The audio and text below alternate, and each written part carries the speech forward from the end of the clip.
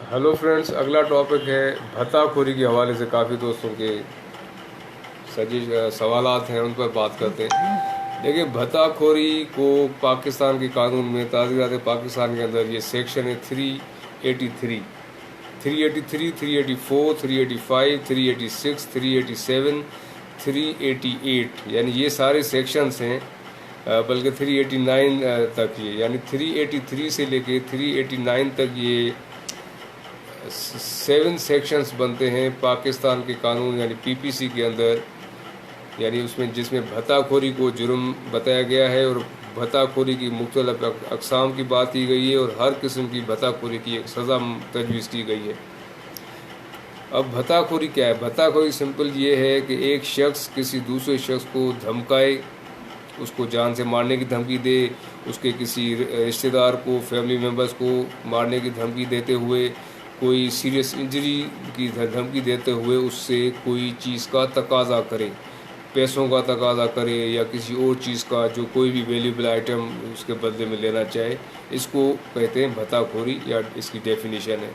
अब भत्ताखोरी ज़रूरी नहीं कि एक शख्स खुद से करे, यानी खुद किसी को धमकाए और खुद ले, वो किसी और के ज़रिए भी भत्ताखोरी करवा सकता है। यानी जैसे डॉन होते हैं कि ये गैंगस्टर्स होते हैं जो गैंग्स पालते हैं, गैंग्स में डिफरेंट लोग रखते हैं, उन डिफरेंट लोगों से वो भत्ताखोरी के काम लेते हैं, खुद भी करते हैं। तो सारे इन सिनेरियोज़ में भत्ताखोरी की यही डेफिनेशन है कि धमकी देकर, थ्रेट देते हुए किसी से कोई पैसा लिया जाए, किसी से कोई वैल्यूबल आइटम लिया जाए, खुद से या किसी और के ज़रिए से, ये सारी भत्ताखोरी की मुख्तलिफ इक़साम है। तो ये 383 के तहत भत्ताखोरी है कि काबिल सज़ा जुर्म है, जिसकी सज़ा 3 साल है, 3 साल तक कैद और साथ में जुर्माना या फिर दोनों। यानी भत्ताखोरी की केस में सज़ा के तौर पे 3 साल की कैद हो सकती है, जुर्माना हो सकता है या फिर दोनों हो सकते हैं। इसी तरह से जिसके डिफरेंट सेक्शंस हैं, यानी 383 से लेकर 389 तक। इसमें ये कहने का मकसद ये है कि ताज़ीरात पाकिस्तान पीनल कोड के सेक्शंस के मुताबिक भत्ताखोरी खुद भी कोई शख्स कर सकता है या एक गैंग बना के दूसरों के ज़रिए भी करवा सकता है। और फिर इसमें भत्ताखोरी की मैंने जो सज़ा की बात की कि ये 3 साल तक है, 3 साल यानी कि सिंपल भत्ताखोरी का केस हो। केसेस के ऊपर डिपेंड करते हुए किसी केस में 7 साल तक भी सज़ा हो सकती है कैद की, और लाखों रुपए का जुर्माना हो सकता है। और कुछ केसेस में तो इसकी सज़ा उम्र कैद भी हो सकती है।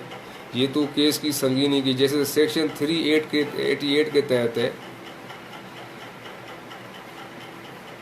कि भत्ताखोरी खुद कोई करे या किसी और के ज़रिए करवाए, तो अगर ऑफेंस की ये संगीनी ऐसी हो तो उसमें उम्र कैद तक की भी सज़ा दी जा सकती है। सेक्शन 388 के तहत भत्ताखोरी के ऐसे केसेस भी हैं जिसमें उम्र कैद तक की सज़ा हो सकती है या फिर फ़ाइन, करोड़ों में फ़ाइन भी लग सकती है। तो कहने का मतलब कम से कम सज़ा 3 साल है अगर जुर्म ऐसी नौयत का है। जुर्म की नौयत देखते हुए 7 साल, 10 साल और ये उम्र कैद तक सज़ा दी जा सकती है। और ये सेक्शन 383 से लेके 389, 383 से लेके 389 पीपीसी के अंदर ये भत्ताखोरी की मुख्तलिफ इक़साम और सज़ाएँ तजवीज़ की गई हैं।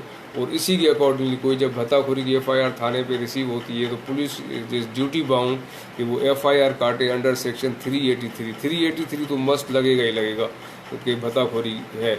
उसके साथ और कौन कौन से सेक्शन लगेंगे वो फिर उस केस के हालात के हिसाब से देखा जाएगा। Thank you.